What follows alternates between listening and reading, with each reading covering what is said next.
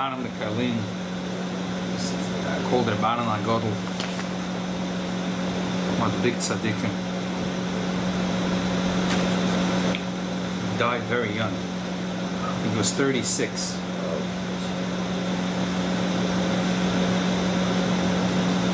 All of the city of Haradok was his chassidim. And there was once a question who would become the new shaychet. The chassidim of Rabbanan Agadol, they said it would be their man, and their man it was. But there was one of the Rosh Hakol that wasn't very happy with that. He was upset about it. And the Rabbanan came to Haradok, and the whole time came out to greet him. A Friday night he had a tish. All his chassidim, all his people were there. And this person that was from the Rosh Hakol was a big chutzpahnik. He came in the middle of the tish and he started to scream. Chutzpahdik against the Rebbe. You can imagine the chassidim in a few seconds they realized what's going on. They got ready to do what needs to be done. But the Rebbe picked himself up and he looked around. With a look, everyone knew that look meant be seated. The guy was ranting and raving. He said what he said and then he left. And Rabbanan Agadol smiled. He said, Mahelige the Rebbe, the Maggid said, it's a beautiful pshat in Tehillim. Happens to be the capital that I'm saying this year. He says, David HaMelech says, Ki lo yariya oivi aloi. This pshat I've heard many Chassidish Rebbes, all Talmidim of the Maggid, they all say the same pshat in the name of the Maggid.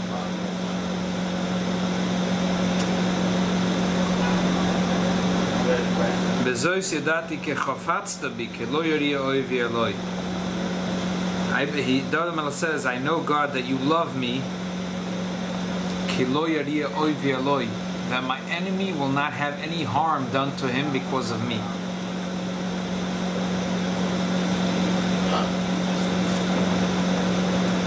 Why is that? Who's chafatzta? Bezois yadati, with this I know ki chafatzta bi, that you like me, chofetz. The simple pshat is ki lo yariya oivi aloi, my enemy cannot do any evil to me. I know that you like me because my enemy can't do any evil to me. But the Maggid said no. How do I know that you love me? Over me, my enemy will never get any harm. In other words, another Jew will never be harmed just because he insulted me, just because he said something to me, he did something to me. I know that you love me if no Jew will ever be harmed because of me. Who said that? The Rebbanan. He didn't want him to be judgment. He didn't want that the Chassidim should break all his bones next day when they see him in shul. Right. So the Rabbanan said, and the Chassidim listened. The Rabbanan said not to touch him, they didn't touch him. Many years went by. Look, Hashem is very slow to make judgment. Who are we to make judgment? Right. But didn't David HaMelech practice that when, what's his name, who insulted Right. him in Gera? He waited until he didn't want to, because he was insulted, he didn't want to execute Right. over him. Right. So he waited until another, His son, he told his son to look over it. He never said anything. is that an example? Yeah. So, years later, and Russia had conquered big pieces of land of Poland. Now many Jews came under the Russian government, and the Russians didn't know what to do with the Jews. You know, they wanted the land, they didn't want the Jews, they hated Jews. But the thing was, the Jews happened to be loyal to them, and there was an underground of Polish soldiers and partisans who tried to take back the land from the Russians, but the Jews didn't trust that they would be a strong government. And this is one anti-Semite and another anti-Semite. The Jews were on the side of the Russians because they saw where the wind was going. So Is this in the 1800s? yeah, 1815 or whatever, 1810. So the Jews were on the side, but the Jews suffered because the Polish hated them, because they were in the side of the victors. They were in the side of the Russians. You know, there's no win for the Jews. You never can find no reason why they don't. So in the town next to Haradok, so in the little towns especially, the Jews were suffering. The Russians didn't have strong control over the little towns, and the local population were Polish, and they felt that the Jews were like with the foreigners, with the Russians, and the Jews suffered tremendously. And one day in the little town next to Haradok, there was you didn't hear there was a fire in the shul, a fire. Every Jew came running to the shul, and they see that there was a man and a son walking away, and they caught them, a Polish guy and a son, and they still had bottles of kerosene in their hands. The Jews had managed to put out the fire and tie up their hands and feet, and they sent to the bigger city, to the Jews in Haradok, what should we do? They said, well, bring the criminals here. And the Polish were asking the Jews, please, don't. They knew if the Russians will get the hands on these rebels, they'll kill them. So they said, please don't.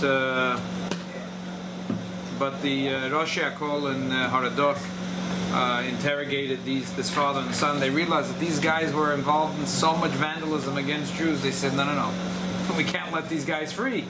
So they gave them to the Russian police. Well, the Polish were very upset.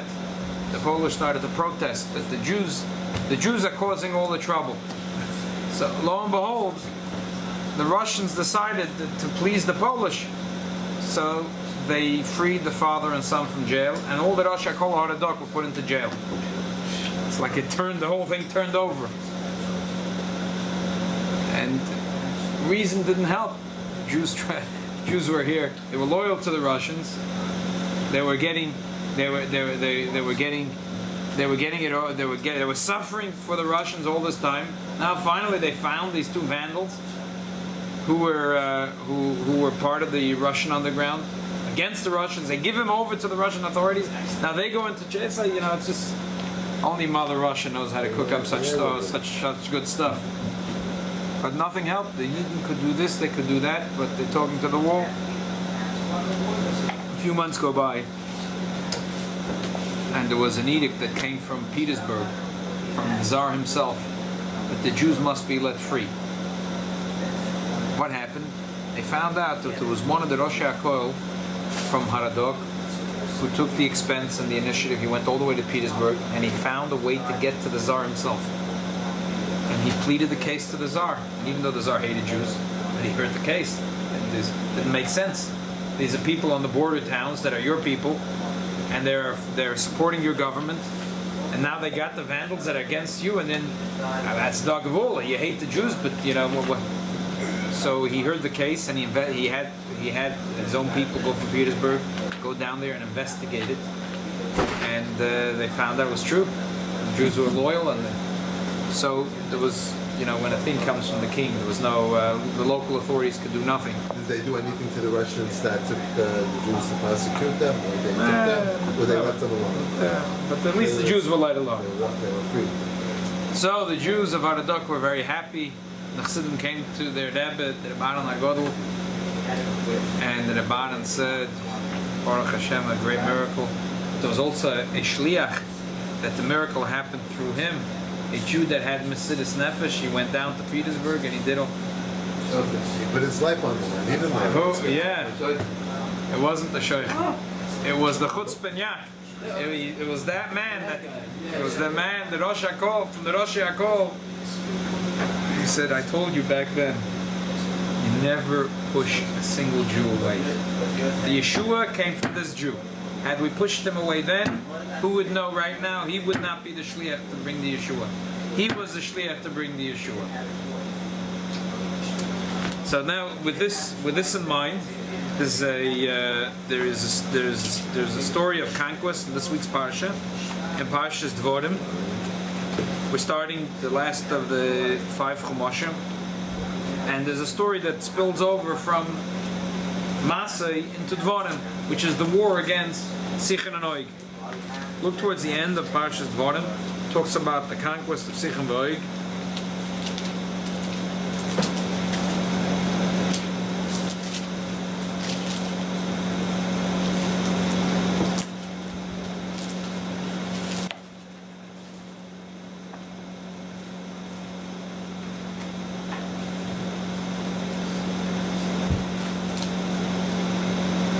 Look at Shishi, the Aliyah of Shishi.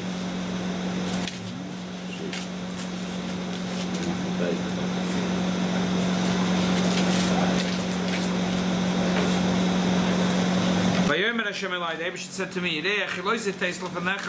I put in front of you a Sichon as Artzai, Sichon in this land, Hocho Resh, Loresh is as Artzai.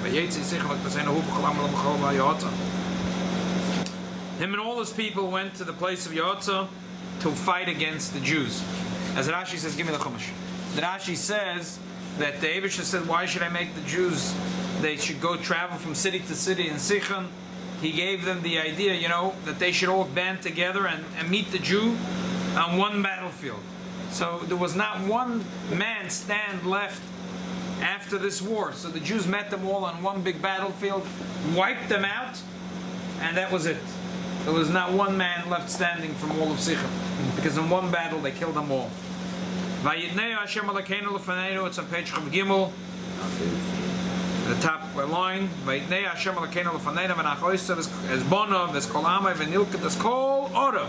got all the cities, nothing left. Ba'isa, he at that time, we left nothing for them. We took everything for ourselves. The human beings were all killed. The only thing that we took were the cattle. And the loot of the cities.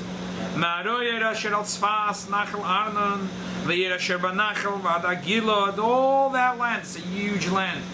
It's to what today this country called Jordan is really the land of Sichon and the land of Og. It was a huge land. That's huge, and it was a very fertile land. It is a very fertile land here. Again, page Chav Gimel and Pasuk Lamed Hey, Lamed Vav.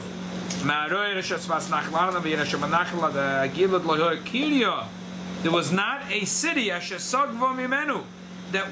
was able to escape from us. Everything God gave to us.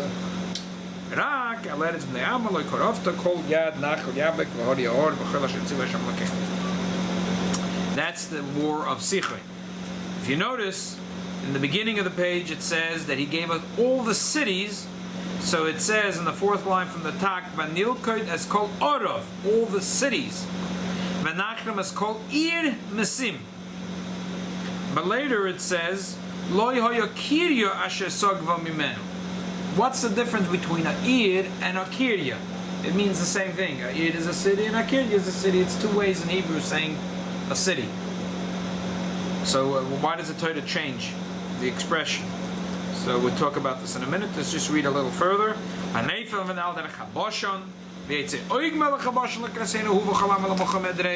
Also here was the same story with Og Melech HaBashan. He went out to war. Don't be scared. He's in your hand.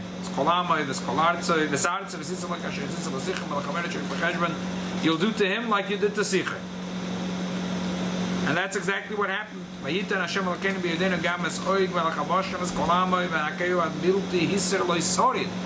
wiped him, we hit him, we didn't leave him with a sorid. Sorid the bullet, we left him with nothing. Manilka is called out of all his cities. Again, you see this double expression?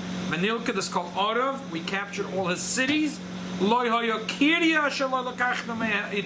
There was not a single city we didn't take from them. Why so much super elaboration on that? Very good question. Today we will at least try to figure out why the Torah elaborates and talks about the cities and the two expressions of cities. Yeah, everything in Torah needs to be studied.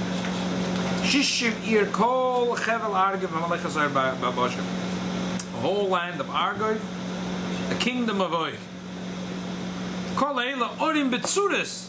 The simple reason is the Torah is trying to tell us the magnitude of the miracle, how great the miracle was. And we're talking pshat now. The magnitude of the miracle was. What year was this in the Midbar? This is the last year of the Midbar, the 40th year. I think the answer for him Yeah. is like with Abraham Avinu when he bought Ma'at HaMachpelah.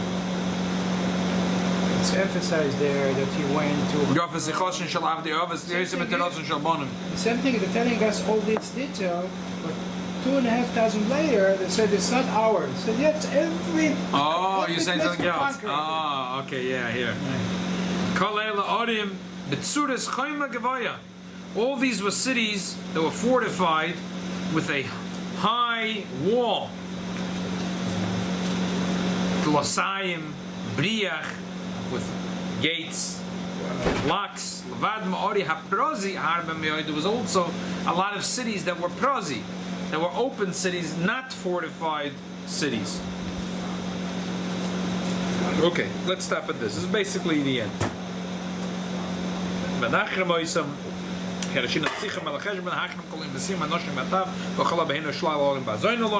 We took all the same thing.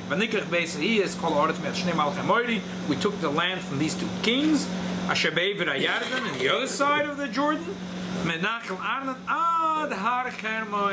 all the way from the bottom until the top, which is the Mount Hermon, which Sidonim Korel in Syria, it was called the White Mountain because it was snow on the mountain. Okay, it's the same today. Okay, so this is basically it. We keep on seeing that the Torah is very repetitive, very emphasizes the greatness of the miracle and how big and vast of the land and how terrific the conquest was. Once they crossed the Yarden, it wasn't as terrific as this. This was like in one knack. In a very short time, they conquered a huge country, which, as you said, is the equivalent of today's Jordan, a huge country. And it was in a very an effortless war. All the men were killed. All the loot was taken hold. There was no one left standing. They took every piece of land and killed every. It had to do with the idol worship. Well, the other side of the Yarden, they also served idols. They were all pagans those days. They were all pagans. They find a lot of idols in Israel, in the Ark. Right, sure. Wasn't this to eradicate the idols? Sure they did. They wiped out all the idols immediately. But do you see that the Torah emphasizes that by Sichan and by Og, they took all the cities, called Ir or called Kirya. Called Ir, called Kirya. What's the difference between an Ir and a Kirya? That would seem to be the same thing. So some Mefarshim answer that the difference of an Ir and a Kirya, just like the last pasuk we learned, that there is fortified cities and open cities. There is Orim Betzuris Chayma Gavaya and there's Ori Haprozi Harba Miyoid. So the Rebbe says that the pasuk already used a separate pasuk. It says Kol Eila Orim Betzuris Chayma Gavaya L'Sayim B'Riach Levar Ori Haprozi Harba Miyoid. So how many times can you repeat yourself? See, now you're super repetitive. The Torah obviously is trying to say something different. And also you notice that by Sichan and Og, by Sichan it says they took every Ir and every Kirya. Also by Og it says every Ir and every Kirya. But by Og it also says Orim Betzuris and Ori Prozi. So obviously Ori Prozi and Ori Betzuris are not the same as Ir and Kirya. So what is Ir and Kirya? Today in Israel there are cities that are called Ir, Kirya, but that's today's Hebrew is a very poor. Just right, just because the Novi, he saw, exactly. So it's not Ir and Kirya is Both are cities. So what is the difference? So the But the Israelis were Hebrew. Here is Kirya is much less than here. right. To be a here, you have to have special. Now you'll amount of know. Now people. you'll know. Now you know. According to the Tanakh, it's just the opposite. Okay, so maybe Mr. Ben Yehuda wasn't such a big scholar after all. We have Ir David, which is very small. Right. We have Kiryat But Shmona, this is from the Tanakh. huge. Yeah. Different. No, but I think he's right. In modern Hebrew, if you should go to define, I'm not. I don't know. You guys both know Hebrew better than me, but I think he's right. Ir is a bigger city and Kirya is smaller. But according to the Rebbe, was very into the diktuk and the Baal Seder Adoides. He wrote a sefer in diktuk that Tzemach Tzedek always brings him, called Erke Hakinuyim, and he says Ir is and Kirya is like this. It's not really bigger, but we find in Tanakh an expression Ma koil hakirya hoime, that there's a hustle and bustle. There's a loud voice from the Kirya.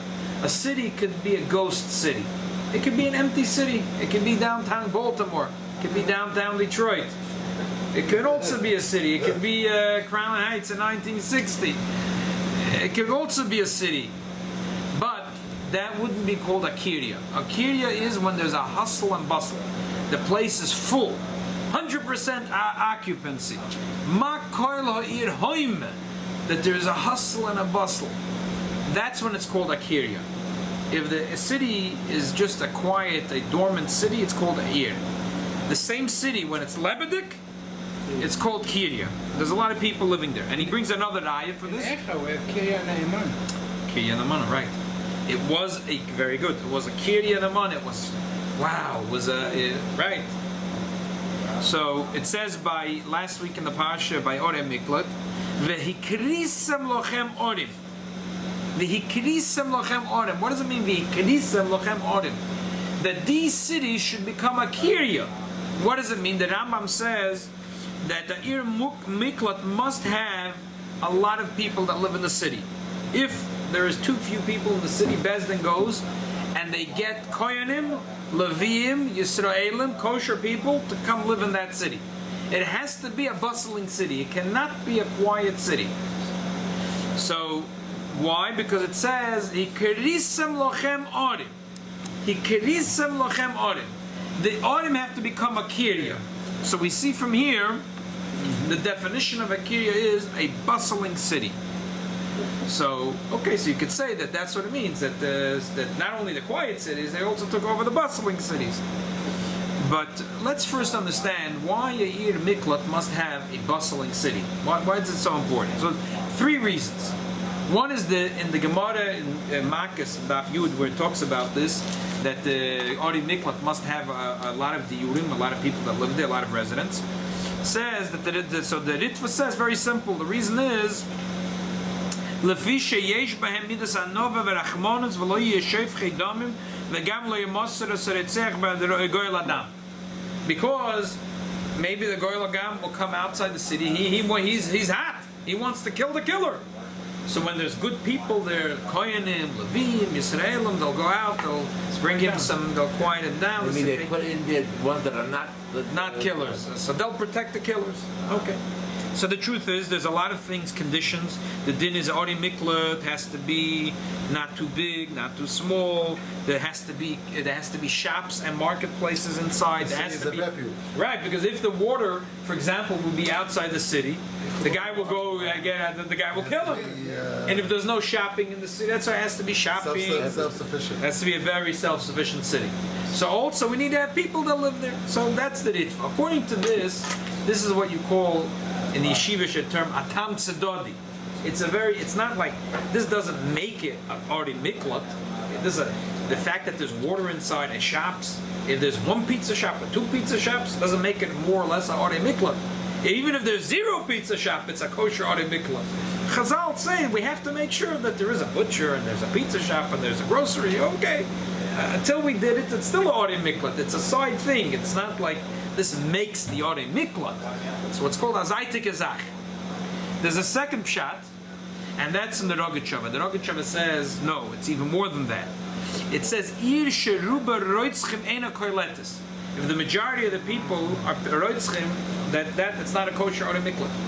If 51% of the people living here are criminals, that's it. It's Ois Ori Miklat.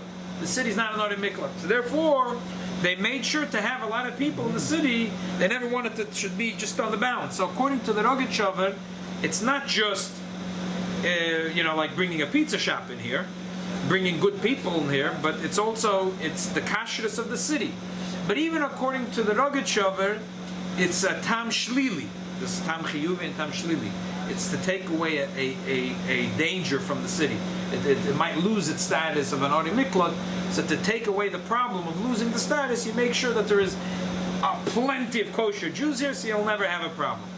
But the Rebbe says from the Lashon HaPosek, V'hekrisem lochem orim, and then the Posek says, Ori Miklat tieno lochem.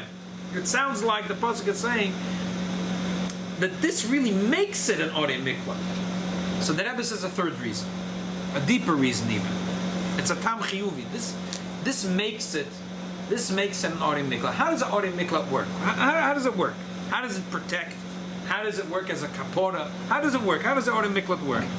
So the way Ori Miklat works is that because a person becomes part of a tzibur, he loses a little bit of his individuality and he becomes part of a congregation. So now the schus of the congregation protects him. He becomes part of them. So in order for a city to be a tzibur, It's a connection. right? That's a tzibur is Rosh Toivet Tzadikim Beinanim Rishoyim.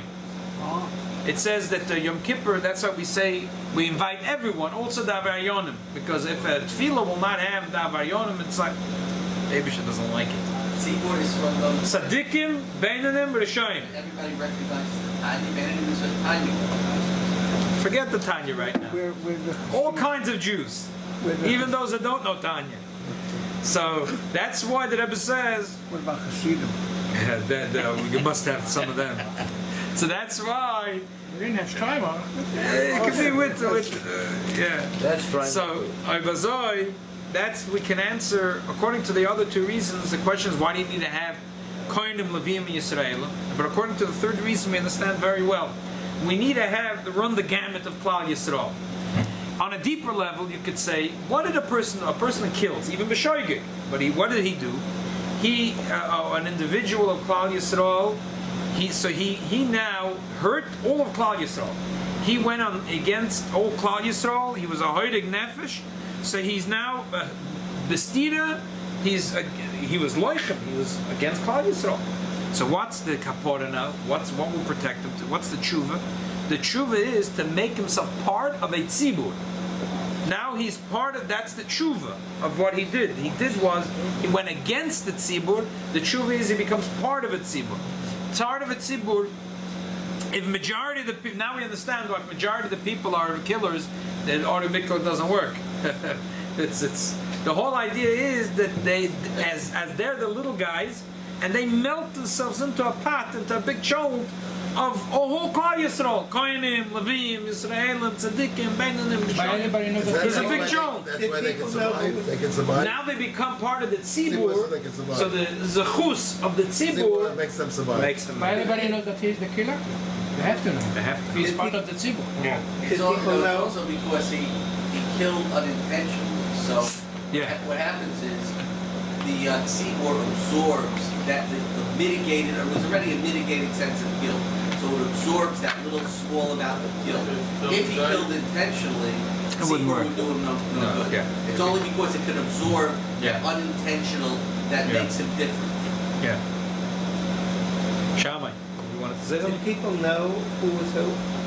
Sure. In other words, the wives, etc., didn't mind that they were living in. Had no choice. There was Well, an element. probably. Mind? Depends. There's always price gain and loss analysis. So Bezin would have to make that this city has some special things. No property taxes here. Anders gefährlich. You know what? So I won't have the best neighbors. But there's something about no property taxes. Positive. So there was some stuff that Bezin would make incentive that Kohanim, Levim, Yisraelim, good people, good families should move in there. They needed shluchim. Right, exactly. You buy a house, you get a second house for free. Yeah, exactly. I have a question, slightly off the subject. Yeah. To bring us in, Rabbi, about this person who's killed by accident is not allowed to leave the city even to save a Jewish life. Then he's giving up his life. Not allowed to leave the city even to save another Jew from being killed. Now, if he does do it, is it considered like suicide? I mean, or can he just, when it goes to Shemayim, if he does save that Jew, even though it's like he's killing himself, because the Golad Dam's going to... Right. Yeah. It's a good question. It's a good question, yeah. Right. Maybe at least it'll be counted as Mesiras Nefesh. Rabbi, the city Haifa, you go outside of Haifa, they have Krayot. That's a city. Right. Krayot, exactly. Haifa is the main city. Right. You live there, it's Kiryat, Krayot. I live in the Krayot. Right, exactly. That's what I was thinking. That's why in today's Hebrew, Krayot is the opposite. It's like... Exactly opposite. Right. So, the bottom line is, so we have here 3 pshatim of why Orim Miklat need to be a Kirya, which is a place of bustling, that had Koinim Levim Yisraelim. The Ritva says, simply so they will protect the killers. The Merogachava has even more, that you can't have a city that majority of the Roitzchim. And the Rebbe says even more. What makes it the protection, the kapora and the hagona, the protection and then the atonement, is only when you become part of a tzibur. And a tzibur is tzaddikim beinanim l'shayim, koinim levim yisraelim. So that's why that's the pshat of a kirya. That's why the pasuk says, "Va'akroisim lochem ir miklat." You have to make the ir miklat a kirya.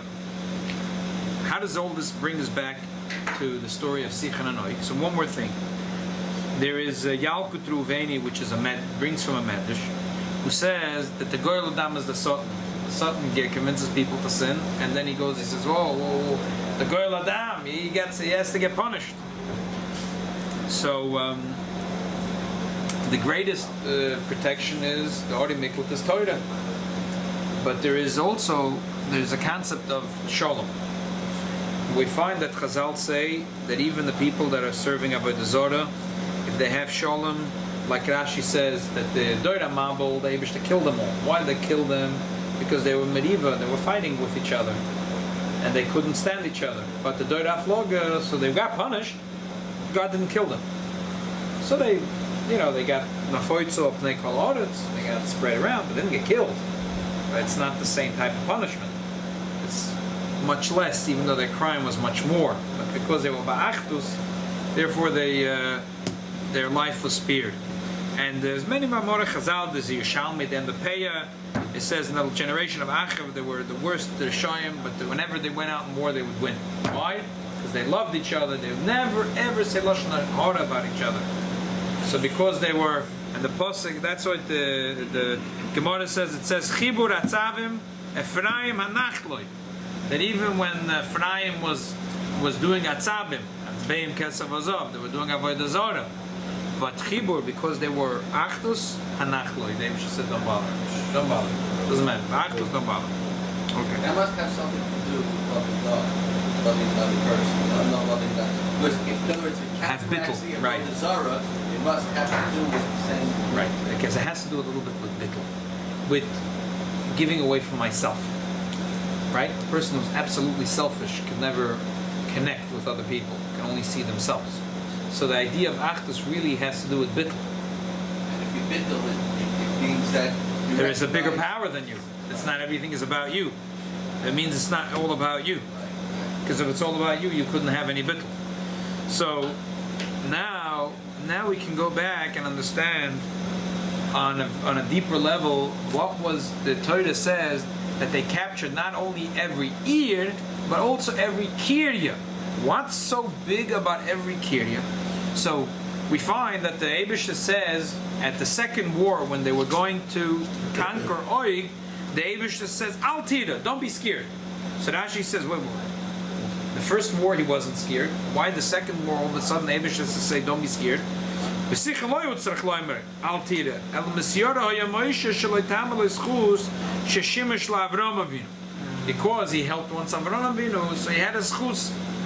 So we see from here that the zchus, the spiritual protection, is much. Moshe wasn't scared of he wasn't impressed with the big cities, with the big walls. That didn't impress him much. But what did concern him was the zchus of Avraham Avinu. So we see that spiritual protection is bigger than the material protection. So what is the Eibush saying in the Torah here? The Eibush is telling us that there were cities there that were very much be'achtus. They were strong be'achtus. So they had they had a spiritual protection. Because even Goyim that are serving Avodah Zarah, if they are be'achtus, they are protected. So that was a big victory. Today, there's unity amongst the Jewish people. This is our power. So now that was the power. It's the power, and that's the big chiddush. That even though the Sichon had that spiritual protection, the Jews were able to smash them. Why? If they had Achdus, well, how could the Jews win? So the answer is that the Achdus of the Goyim is never as deep as the Achdus of the Jews. We find in Halacha that only Jews are called a tzibur. You can have 10 Jews, you have a tzibur. But if you can have 100 goyim, it's not called a tzibur. It's called 100 men, 1,000 men, 600,000 men. 10 Jews, you got a million. So a tzibur is only by Jews. The concept of a tzibur is only by Jews, because the deepest idea of bittul is only shaykh, only possible for a Jew. The achdus of Jews are stronger than the achdus of goyim. Not only that, when the Jews were going into the Holy Land, so the first thing was the conquering of Sichon and Og. Why? Number one, that was the gate to get in. There's no other way to get in. Number two, that was part of the Kibush of Eretz Yisrael. That was going to be the land of Reuven, Gad, and half of Menashe. Number three, right. They don't have what do you mean? That's what the Torah says, that over here they did have achdus between themselves. But still the Jews were able to crush them. Why? Because the achdus of the Jews is much bigger than the achdus of the Goyim. The only time the Goyim is achdus is when they want to get against the Jew. Because they don't have bittul. They don't have, exactly. How can they have achdus if they don't have bittul? So they had, but the Jewish achdus was bigger. So that's why the Jews were able to crush them. And why? And when was it? We find that the Gemara says in Sanhedrin that every Jew is responsible for the other Jew, the Arvus. And recently we spoke about it in a lot of the Shiurim, about every Kol Yisrael HaRevim Zemazeh, Shavuos, we spoke about it in that. But the Gemara says in Sanhedrin that when did the Arvus kick in? When they were going into, by Arvus Moyev, when they were going in to Israel. Why? So the Rogatchover says it's very simple. Only the power of Eretz Yisrael makes the Jews as one Metzias. We find the Gemara says in Ein Tainus Tzibur Bebavel. The Gemara says in Psachim that there's no such thing of a real Tainus Tzibur in Bavel, because a Tzibur is really all in Eretz Yisrael. The power of Eretz Yisrael is to make the Jewish people unified. Unfortunately, we don't see that yet, but that's really the power of Eretz Yisrael, to make them ba'achtos. So that's what happened here. The Torah is telling us that even though Sichon and Og both didn't only have Orim, cities, they had big cities, they had small cities, they had fortified cities, and they had Ori Prozi, open cities, each one has an advantage, but they also had Orim and Kriyas. They had Kiryos, which is cities that had Achtos. So you might think, how could we win? But the Jewish Achdus was stronger than the Gentile Achdus. So therefore the Jews were able to win and be victorious. And that's what the Eibush is telling us. The Rebbe says that always we read the Parsha of Masei and Devarim in the 3 weeks. It's always, Masei and Devarim are always in the 3 weeks. Why? Because the story of the Parsha is really to do with the message of the 3 weeks. The whole Churban was because of Sinas China. So, what is the Avodas Hashem of the 3 weeks? To work on Avas Yisrael and Achdus Yisrael. So therefore we read in the Torah, we read about what happened when the Yidden had Achdus. When they had Achdus, they were able to crush the Goyim even those goyim that had kiryos, not only Odin Betsudas, but kiryos, they were ba'achtos, but the Jewish achtos are stronger than their achtos, and they were able to break them. And if you look more specifically, the Pashas Masei is really talking about the protection of the Ori Miklat. The Pasha of Devarim is talking about the atonement of the Ori Miklat. In Masei is the beginning of the war. In Devarim we're talking about, that's it, they finished. They wiped out Sicham V'Oi. On a spiritual level, there's two things in the Ori Miklat. Number one, it protects, and eventually it atones in the sin. So these are the two things that we need to do. We need to have Avas Yisrael and Achdus Yisrael. That's why we read these Pashas. The Pasha tells us that we have to do it all over again. Just like then the Eden broke their enemies with Achdus, the same thing now. As we want to break through Golus to go into the Geula, that's what we have to do. Mitzvah Hashem will do that, and then we'll not only conquer back the land that was promised to us originally, but also the extra lands of Keni, Knizi, V'Kadmoini. Also from the family. Yeah. Absolutely. Yes. So in other words, Yarden has the Kedushas Eretz Yisrael. Once it's going to be in our hands, it'll have the Kedushas Eretz Yisrael. Another point, it said over there that if a Rebbe was killed by mistake, somebody. In the Talmud. So the whole yeshiva go over there. How come the whole yeshiva go over there? The opposite, kick him out from the yeshiva. We don't want to what's there. To show you the opposite, that without him we cannot be a yeshiva. Very good. Very good.